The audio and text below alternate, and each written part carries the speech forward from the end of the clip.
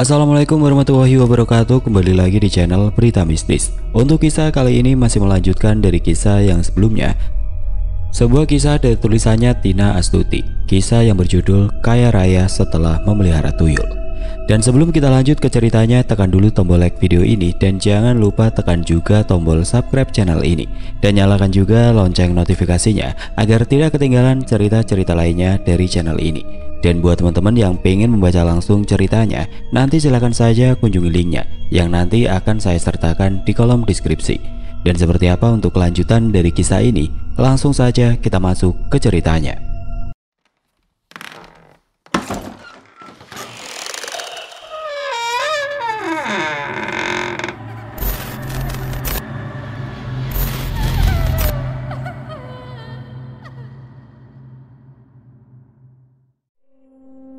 Kebiasaan Sarah masih melayani Petu karena ia masih belum berani untuk melawan Hidayat. Ancaman Hidayat tidak main-main dan bisa jadi Hidayat nekat menumbalkan anak-anaknya hanya karena ia tidak mau menuruti kemauan suaminya. Untuk sekarang Sarah masih berada di bawah tekanan Hidayat. Ia masih menjalani semua yang diperintahkan sang suami. Namun Sarah terus beribadah dengan kencang agar bisa terlepas dari jerat suaminya. Untuk saat ini anak-anak adalah yang utama ia pikirkan. Ia tidak mau gegabah. Semua ini ia lakukan diam-diam agar bisa menyelamatkan dirinya dan juga anak-anaknya. "Udah sholat zuhur?" tanya Sarah kepada dua anaknya. "Sudah bu, tadi kami berdua sholat di musola sekolah sebelum pulang." "Bagus, ya sudah kita makan yuk, ibu udah masak." Siang ini Hidayat tidak ada di rumah. Setelah menjemput Abdu dan Yayan, suaminya itu langsung pergi entah kemana. Pakaian nicis, parfum yang semerbak dan juga membawa uang yang lumayan banyak ketika Sarah mengintipnya jika Hidayat hendak pergi. Menu di atas meja hanya ada telur dadar dan juga sayur singkong yang Sarah petik di belakang rumah. Sebisa mungkin ia dan anak-anaknya ingin menghindari uang yang diberikan oleh Hidayat. Tetapi jika Hidayat berada di rumah, maka Sarah akan menyiapkan menu hidangan yang enak-enak dan ia juga harus menikmatinya. Beruntung Abdu dan Yayan sangat paham keadaan mereka saat ini. Sebelumnya Sarah menjelaskan dengan yang mudah dipahami oleh anak-anak. Ia memberitahu jika uang yang didapat adalah hasil yang tidak halal. Maka anak-anaknya pun juga sudah memahami maksud dari sang ibu. Dahulu keluarga mereka sangat enggan untuk memakan uang yang tidak halal tersebut. Dan itu ia pertegas kepada kedua anaknya, sehingga mereka tidak berani untuk mencuri. Abdu dan Yayan lebih senang mencari barang rongsokan di tempat sampah dan menjualnya agar mereka bisa jajan. "Apa bapak jadi maling bu?" tanya Yayan dengan polosnya. "Tidak perlu tahu, nanti jika waktu yang tepat akan ibu jelaskan," jawab Sarah memberikan pengertian. "Tapi bapak bukan begal kan bu? Jika tidak menyerahkan harta maka bapak jadi seorang pembunuh." "Tidak, bapak tidak begitu. Nikmatilah makanan seadanya." Di saat Hidayat tidak ada di rumah, maka kesempatan untuk Sarah ia bisa berlama-lama mengaji dan mengajarkan ilmu tajwid kepada kedua anaknya untuk memperbaiki bacaan. Mereka kompak mengaji menggunakan ponsel masing-masing karena di rumah baru mereka ini tidak ada satu biji pun Al-Quran tersedia. Sesekali mereka tertawa bersama jika Yayan sedikit banyaknya melupakan hafalan bacaannya. "Ayo, teruskan lagi dihafal." "Udah hampir lupa bu, karena sudah lama tidak dilancari." "Sebelum tidur jangan lupa mengaji seperti biasanya ya. Jangan tinggalkan amalan yang dulu pernah kalian berdua kerjakan. Termasuk wudhu dulu sebelum tidur, lalu mengaji. Tidak masalah sedikit, 1 atau 2 baris, yang penting ada," ucap Sarah di akhir kegiatan mereka. "Baik bu, jujur aja Abdu kangen dengan teman-teman di kampung. Sholat bareng dan sawit maghrib mengaji bersama-sama di musola." "Sama, Yayan juga kangen masa-masa itu. Nanti kita berkunjung ke sana sekaligus menjenguk rumah kita yang dulu." "Kapan bu? Aku udah pengen banget, pengen bebas, bukan seperti kehidupan yang sekarang, kami seperti dikurung." "Nanti jika sudah waktunya ibu akan mengajak kalian berdua pulang ke sana, tapi sekarang nikmati saja dulu keadaan seperti ini," jawab Sarah menyemangati kedua anaknya. Azan maghrib berkumandang dengan jelas. Sarah meminta kedua anaknya untuk segera melaksanakan sholat sebelum Hidayat datang. Mereka bergantian untuk sholat. karena untuk berjaga-jaga jika Hidayat datang dengan tiba-tiba. Dari siang hingga Isya Hidayat baru pulang. Sarah bertanya-tanya pergi kemana sang suami, tapi terlihat dari raut wajah Hidayat tampak seperti sangat gembira. "Habis datang dari mana bang? Pergi dari siang dan sekarang baru pulang." "Lagi ketemu temen dek, santai saja gak perlu marah-marah." "Tapi lama banget bang, masa ketemu temen segitunya?" kata Sarah mencoba sedikit memainkan perannya. Padahal mau kemanapun suaminya bodo amat. Bahkan ia bersyukur jika Hidayat tidak ada di rumah. "Tenang saja dek, aku cuma sekedar senang-senang saja, gak bakalan menduakan kamu kok," ucap Hidayat menyentuh dagu Sarah. Sarah terdiam mendengar penuturan sang suami. Hidayat semakin semena-mena karena memiliki banyak uang. Dan yang Sarah tahu, Hidayat sering gonta-ganti pasangan dan itu sangat membuat Sarah semakin jijik. "Udah ya, jangan ngajak ribut. Abang capek, pengen langsung tidur," ucap Hidayat langsung merebahkan tubuhnya di kasur. "Iya bang, maaf." Sarah juga ikut merebahkan tubuhnya di samping Hidayat. Baru sebentar ikut berbaring, tiba-tiba Sarah mencium aroma tidak sedap dari tubuh sang suami hingga membuat ia mual dan segera bangkit. "Bau apaan ini?" Sarah mencium aroma busuk di tubuh suaminya. Bukannya mandi, tapi Hidayat langsung tertidur pulas. Ia memperhatikan tubuh suaminya, bau keringat bercampur aroma busuk. Sarah juga memperhatikan telinga Hidayat masih tidak berubah, bahkan bulu keabuan itu semakin tumbuh lebat. Sarah memilih tidur di kamar Yayan. Di dalam kamar sang anak ia lebih tenang dan damai. Kamar yang terletak dekat dapur itu menjadi kamar khusus untuk sholat dan mengaji. "Dek, bangun, udah hampir subuh," ucap Hidayat membangunkan Sarah. "Kok bisa tidur di kamar Yayan?" "Tadi malam abang tidurnya gelisah gitu. Bahkan aku kena tendangmu bang. Untung gak jatuh, makanya aku pindah kamar."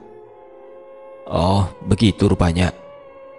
Sarah membuatkan susu dan masuk ke dalam kamar, membuka pakaian atas dan duduk di atas ranjang.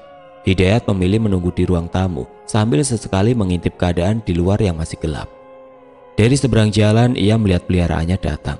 Tubuh kerdil, kepala botak, warna kulit keabu-abuan dan tubuhnya transparan.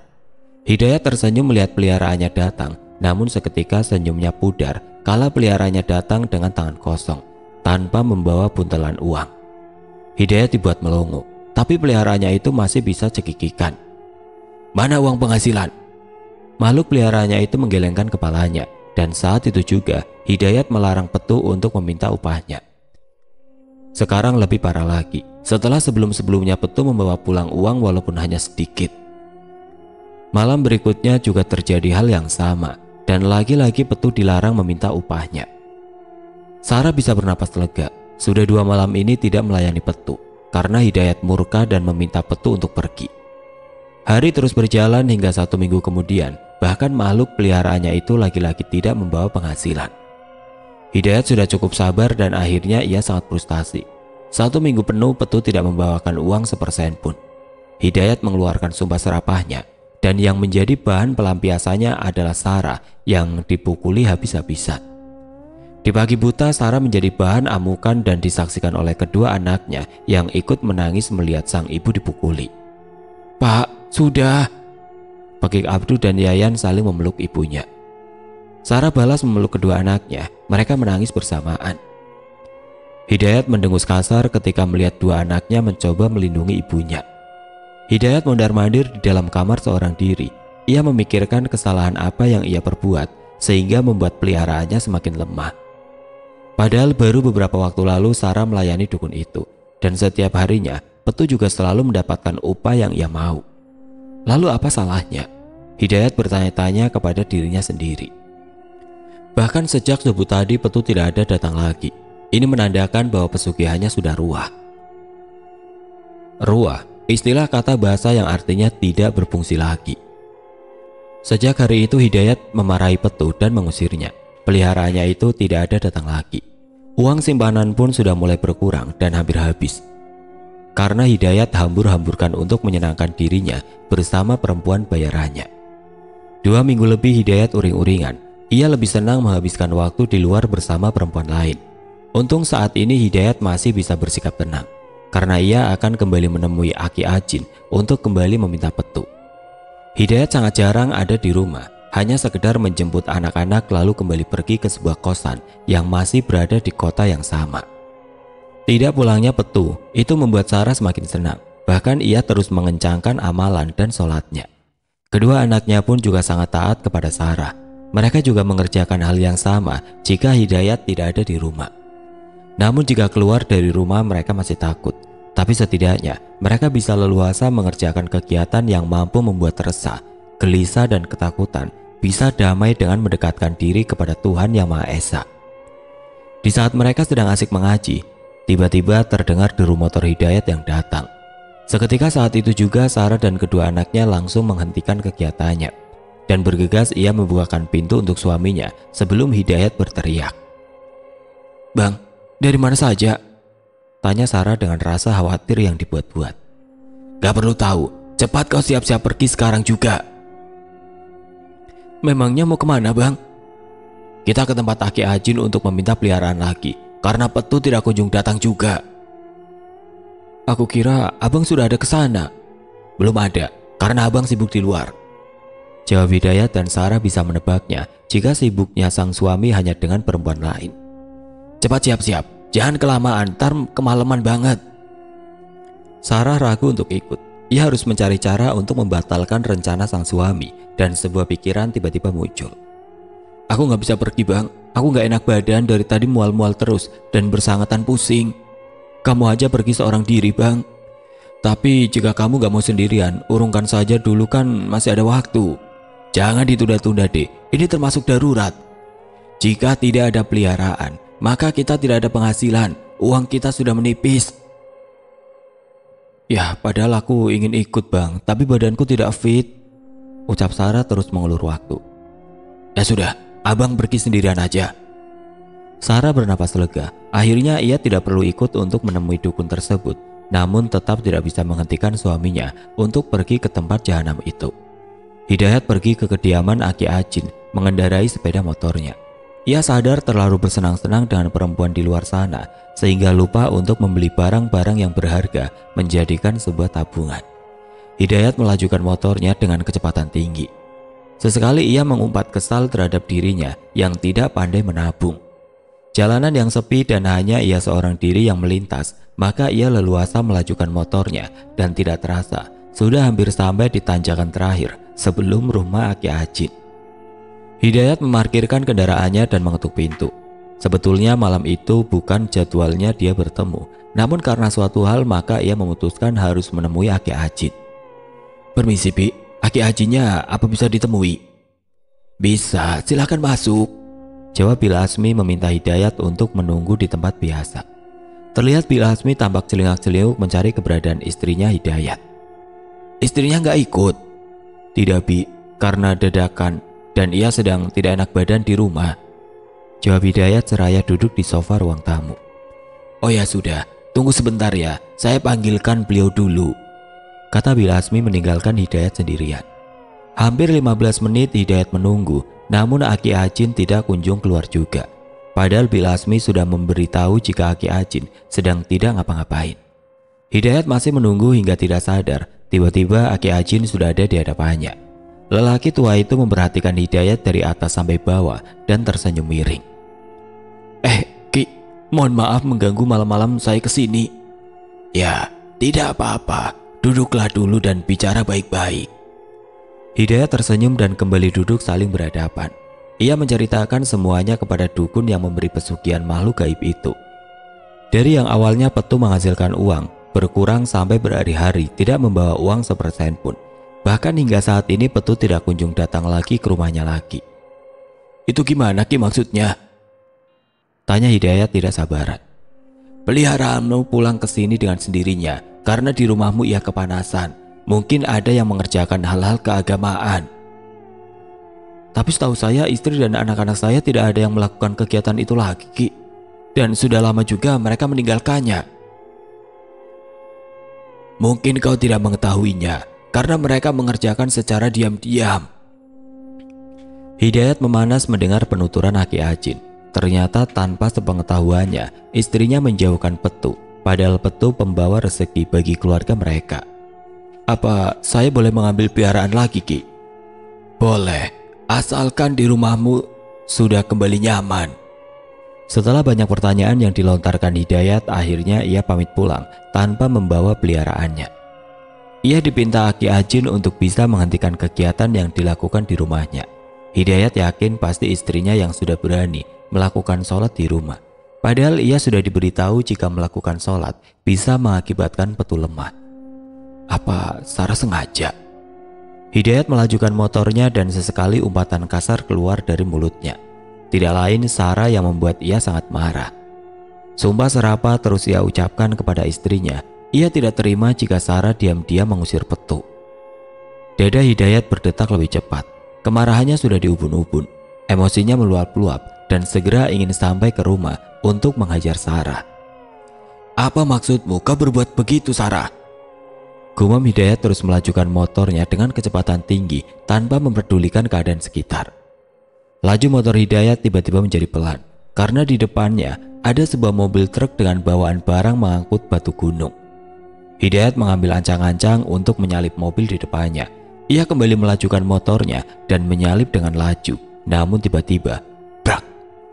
Kejadian tanpa diduga-duga. Hidayat bertabrakan dengan mobil sedan hitam yang juga berlawanan arah di sebuah tikungan. Hidayat terpental, motornya hancur. Beruntung tubuhnya tidak disambut oleh sebuah truk yang ia salip. Hidayat dibawa ke rumah sakit. Beruntung ia masih bisa diselamatkan dengan keadaan bagian kaki dan tangan yang patah. Sarah menyusul suaminya ke rumah sakit. Betapa ia terkejutnya jika ada salah seorang yang memberitahu jika suaminya mengalami kecelakaan. Sarah membawa kedua anaknya untuk ikut serta. Mereka tidak menyangka jika akan menjadi begini keadaan yang menimpa keluarganya. Terlalu panik, lantas Sarah teringat jika ia sedang menyalakan api dan menggoreng ikan, dan ia melupakan jika kompor belum dimatikan. Setelah mengangkat ikan, ia langsung keluar menemui seseorang yang memanggilnya. Astagfirullah, ibu antar kalian pulang aja ya, udah malam dan bapak kalian juga belum sadar. Ucap Sarah membawa kedua anaknya untuk pulang. Harap-harap cemas ia untuk pulang dan berdoa semoga tidak terjadi apa-apa dengan rumah baru yang dihuni mereka 1 tahun belakangan. Mereka masih di jalan menuju pulang menunggu ojek. Di saat bersamaan mobil pemadam melintas dengan laju karena darurat. Bunyi sirine sangat nyaring dan orang-orang bertanya-tanya di mana kejadian kebakaran. Sampai di depan komplek perumahan, ia dan beberapa orang tidak diperbolehkan masuk. Asap hitam mengepul di langit malam tanpa bintang. Sarah gemeteran karena beberapa orang turut mengatakan kata sabar untuk dirinya yang masih mematung. 3 buah rumah habis dilahap jago merah dan api datang berasal dari rumah keluarga Hidayat dan Sarah. Jadi kita kembali ke rumah kita di desa ya? Iya nak, kita hidup dari awal lagi. Yayan dan Abdu teramat senang. Akhirnya mereka bisa kembali ke rumah lama mereka. Rumah penuh kehangatan, kekeluargaan, dan penuh tawa. Hari ini kamu boleh pulang bang, tapi tunggu sebentar lagi dokter akan memberikan resep obat untuk dibawa pulang. Hidayat berdeci ke arah Sarah. Ia tidak menanggapi ucapan istrinya itu. Ia sangat marah kepada Sarah, bahkan marah besar.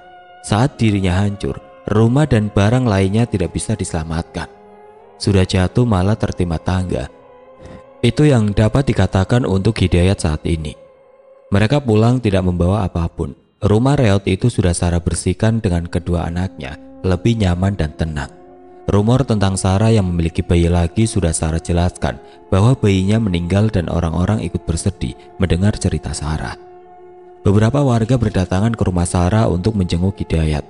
Kabar Hidayat mengalami kecelakaan sudah mereka ketahui, namun tentang rumah mereka yang kebakaran tidak ada yang tahu. Habis kecelakaan apa suamimu Sarah? Tabrakan bu. Untung gak mati ya. Celetuk Bu Riri lagi dan langsung mendapat cubitan di pinggang Bu Riri. Jangan ngomong gitu bu, bisik Bu Yuni. Sarah memilih bantu-bantu di kediaman Pak Yasin. Kebetulan beliau baru membuka usaha khusus jual beli beras. Menakar dan menampi beras itu yang dilakukannya.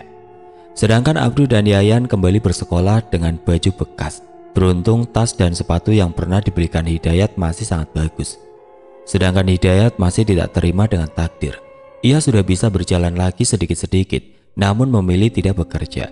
Ia masih marah Kerap kali ia berteriak seorang diri dan meninju dinding menjadi pelampiasan. Tentang Hidayat yang masih tidak terima kenyataan, itu hanya masalah waktu. Sarah dan anak-anaknya terus memberikan semangat kepada Hidayat untuk kembali bangkit agar bisa bekerja. Ibu-ibu, kata suami saya, dia lagi-lagi melihat tuyul, ucap Bu Yuni. Mereka kembali asik membahas makhluk gaib yang tidak kasat mata itu. Kemarin malam, pukul 3 dini hari tuyul itu menyeberang jalan menuju ke rumah tetangga rumah besar itu, lanjut Bu Yuni. Para ibu-ibu termasuk Sarah juga ikut mendengarkan cerita dari Bu Yuni. Mereka semua kompak memasang telinga masing-masing. Nah kan, tetangga saya itu memang memelihara pesugihan, Bu. Makanya jarang bergaul dan sombong. Sarah geleng-geleng kepala menanggapinya. Yang ia tahu orang yang memelihara tuyul itu juga bukan orang yang tertutup. Mereka juga hidup dan bekerja pada umumnya seperti yang lain. Namun mereka memiliki penghasilan yang tidak masuk akal. Padahal hanya bekerja seadanya, hanya sekedar menutupi. Perbincangan mengenai tetangga kaya itu terus berlanjut. Sesekali Sarah dan Rahma juga ikut menanggapi dengan senyuman. Yang saya pernah dengar, katanya orang yang memelihara tuyul telinganya berbulu, ucap Bu Riri. Nggak juga deh kayaknya, Bu. Tergantung syarat yang diberikan dan yang diterima. Beneran loh, tubuh pun juga kurus kerontang, wajah lesu dan tidak percaya lagi akibat energi dikuras oleh tuyul. Sarah menelan ludahnya. Beruntung telinga Hidayat sudah tidak berbulu lagi, melainkan masih panjang, tidak kembali seperti semula. Oh ya Rahma, beberapa waktu lalu juga suami saya lihat tuyul sedang menuju ke rumahmu. Hati-hati loh, kalau kalian kehilangan uang, bisa jadi tuyul peliharaan tetangga kaya itu yang mencuri. Mereka semua bergidik ngeri dan mewanti-wanti Rahma untuk memasukkan sesuatu ke dalam tempat meletakkan uang atau tabungan untuk berjaga-jaga. Pakai cermin kecil karena tuyul takut melihat dirinya sendiri, sahut Bu Wati, dan serempak mereka mengiyakan. Rahma menjadi takut, bahkan ia bergidik ngeri ketakutan mendengar cerita dari Bu Yuni. Pokoknya kita semua harus hati-hati, jangan sampai uang kita dicuri tuyul. Kita yang capek kerja, malah tuyul seenaknya mencuri. Iya, semoga yang punya tuyul cepat dapat karma, habis-habisan bangkrut dan gak memiliki harta apapun, sahut Bu Wati kesal dengan teror tuyul yang berkeliaran. Obrolan terhenti karena sudah hampir maghrib. Mereka menuju rumah masing-masing, begitu pula dengan Sarah dan Rahma. Tetapi mereka sempat ngobrol berdua mengenai tuyul tadi. Kau percaya ada tuyul, Sar? Percaya, tapi tidak mau seuzon dengan tetangga kaya itu. Walaupun ia tidak ikut bicara dan mengiyakan tentang kebenaran yang diucapkan Bu Riri, karena ia tidak mau ikut campur dengan masalah orang lain. Sudah cukup keluarga mereka ditimpa masalah yang bermacam-macam. Sarah memberikan makanan untuk Hidayat, lauk yang dibawanya pulang dari rumah Pak Yasin. Makan bang, habis ini minum obat, ucap Sarah dan diterima oleh Hidayat dengan terpaksa. Sarah terus bersabar dan terus membimbing suaminya agar tidak berniat melakukan pesugihan lagi. Ia yakin jika suaminya akan berubah bila waktunya telah tiba. Keadaan sudah seperti semula, hidup susah, makan seadanya, pakaian pun hanya pakaian lama, bahkan motor butut sangat bermanfaat untuk saat ini. Beruntung motor butut kemarin tidak mereka buang atau dijual, ternyata bermanfaat di kemudian hari. Sarah sadar kekayaan yang instan bisa mengakibatkan kebangkrutan dengan cara yang instan juga.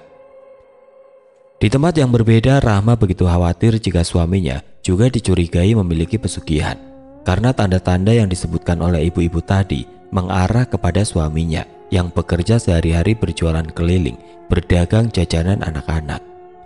Bang, tanda yang dimiliki abang sebagian mereka sudah tahu bahwa itu adalah tanda memelihara tuyul. Gimana ini bang?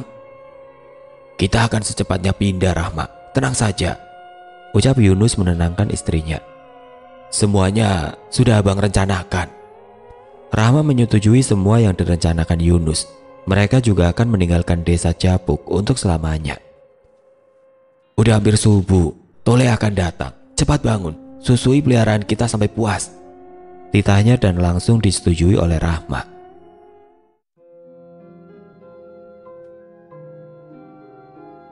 Oke teman-teman, sekian untuk kisah kali ini. Bagaimana menurut kalian tentang kisah ini? Tulis komentar kalian di kolom komentar.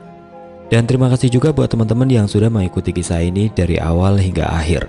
Dan buat teman-teman yang baru bergabung, jangan lupa untuk like, komen, share, serta subscribe channel ini. Dan nantikan kisah-kisah horor berikutnya tetap di channel Berita Mistis. Wassalamualaikum warahmatullahi wabarakatuh.